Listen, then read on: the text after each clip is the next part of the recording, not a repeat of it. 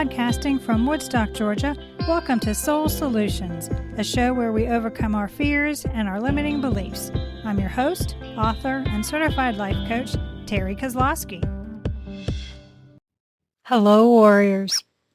Are you being held back by your egoic mind? Do you know how to shift from a pessimistic perspective to an optimistic one? I have an exercise that will enable you to hear the voice of your soul and alter your perspectives to transform your thinking. The show notes contains the link for this free tool. Don't continue to let the egoic voice negatively affect your life. Now let's start this week's episode. Episode 172. Feel unity with the world is influenced by your perception. Can we achieve unity with the world? Is there a chance for peace, or is humanity too polarized? Some international leaders think so because the alternatives are too horrific to consider. Speak confidently of world peace as the goal can be attained. President Truman signed the UN Charter in a low-key ceremony on August 8th, only hours after bombing Nagasaki, the first and only instance of nuclear weapons being used in combat. This helped usher in what was going to be a new era of international cooperation. The cooperation that the UN Charter envisioned now appears more difficult than ever after a world pandemic. Growing geopolitical conflict, the dissolution of international unity to the degree that if it ever existed, and the widening of already existing ethnic and economic disparities and armed conflicts plaguing the world today. History shows that prejudice and rivalry have long prevented any possibility of unification, and religion has frequently done more to stoke rather than put out the flames of strife. As many of you know, anything that divides people can spawn hostility, and religion is one of the strongest dividers. It's clear that some people conduct horrific things because of their religion. Is there any chance that the world will ever unite? Sure. However, religions created by humans are not the wellspring of universal unity. They can help change the perception, though. Seeing the division is easy. The world's never-ending assault of suffering and strife makes it simple to become overwhelmed. How did this happen? Perhaps you think God made a wonderful and united world, but if so, how come there is so much suffering and division? In the Judeo-Christian religions, you see things start out rather hopeful at the beginning of the Bible. God makes the earth wonderful and gives life. He creates individuals and deliberately plans for them to have relationships with Him and one another. Everything appears to be building toward a joyful conclusion in unity. Adam and Eve, the first humans, rebelled against God because they were tempted to gain knowledge and power on their own terms. They caused the world to become shattered and damaged their relationship with God. Regretfully, neither of their offspring does better. Cain kills his brother out of jealousy and follows through on the first murder. The remaining books of the Bible tell the tale of a fractured world and God's strategy for mending it and bringing His people back together, a reunification process. However, people repeatedly find methods to entice conflict or endure suffering because of the decisions made by others and themselves. Racism and cultural separation are natural.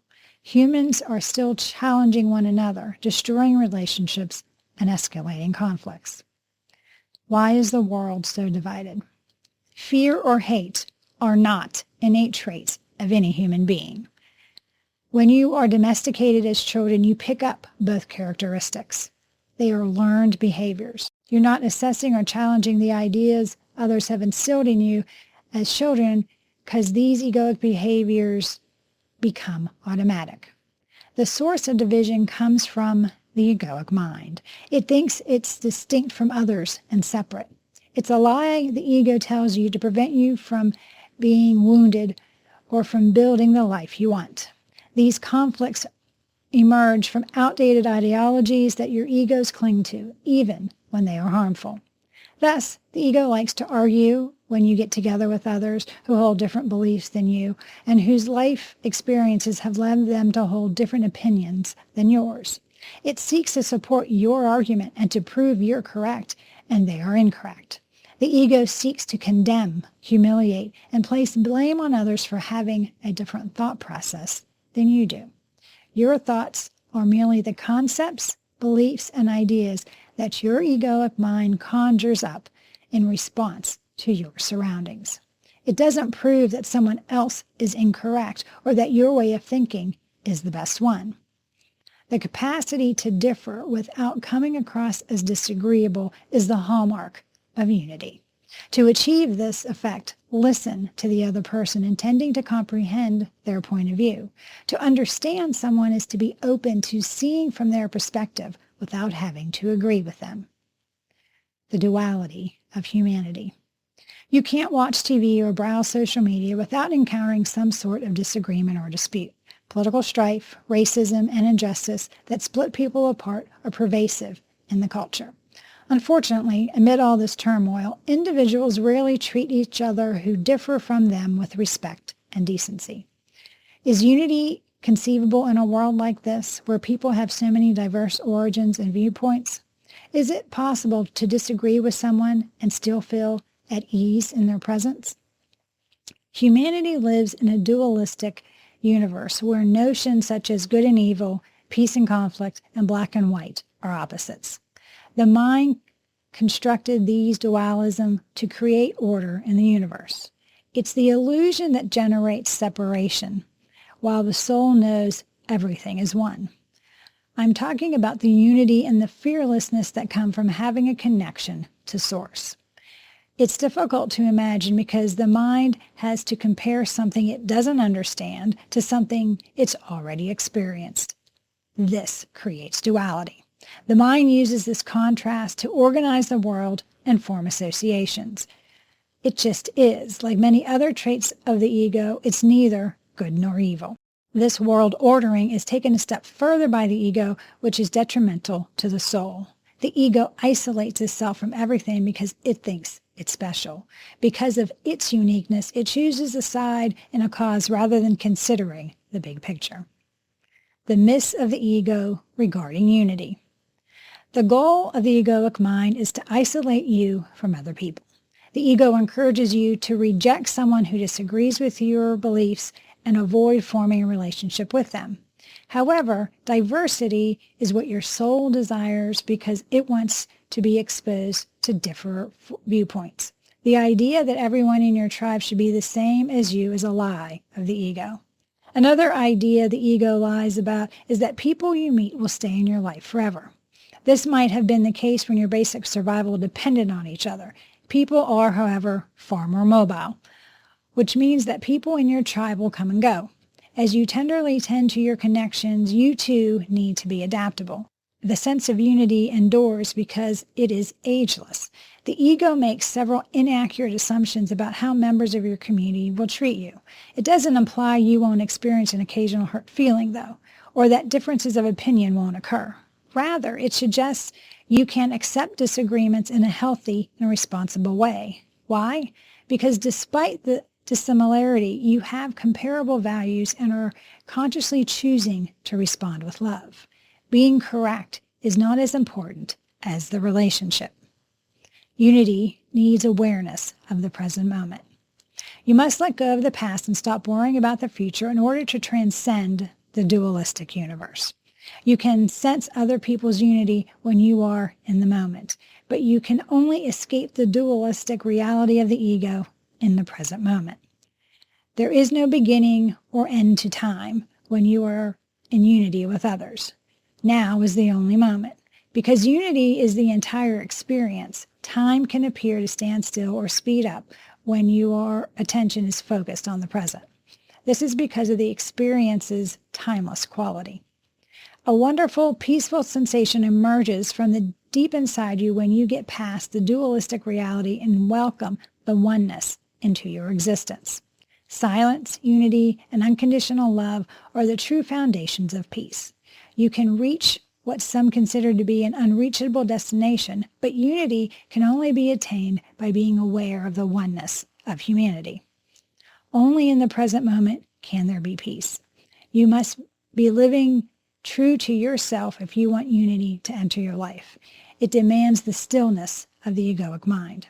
Since experiencing oneness includes these aspects as well, tranquility originates from your relationship with Source.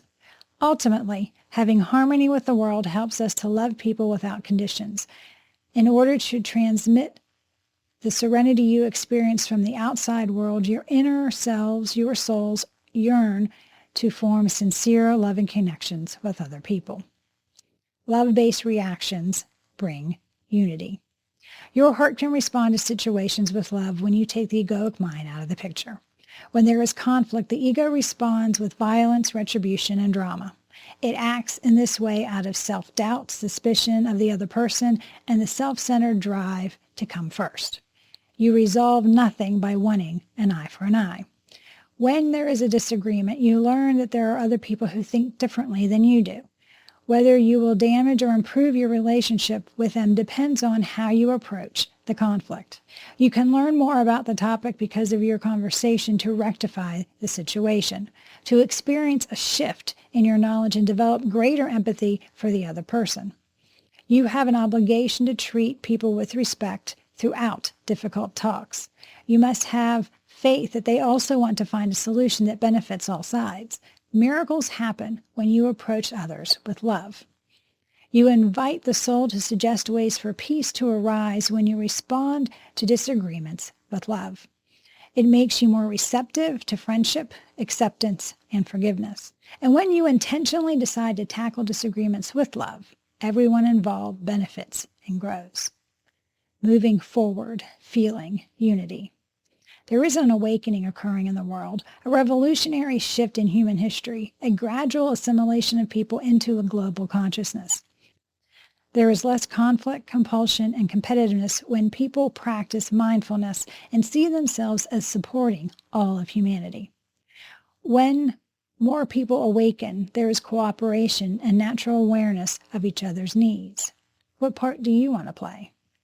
You must be in tune with the individuals you interact with daily if you want to increase the unity in your life. These folks are being influenced by you to live a more harmonious lifestyle. There is a ripple effect. Yes, your actions impact society. You have been empowered. It gives you the ability to start changing the world exactly where you are. Do you need help to shed the duality of the egoic mind? Are you looking for a way to create more unity in your life? Do you need someone to help you be accountable during this process? If so, please reach out to me at terrykozlowski.com and we can create a plan for you to create inner peace and have more unity in your life. Thanks for listening to Soul Solutions with Terry Kozlowski. If you'd like the show and want to learn more, check out terrykozlowski.com where you can find the links to everything we talked about in this episode. Please subscribe to the show so you'll never miss an episode as we overcome our fears and our limiting beliefs.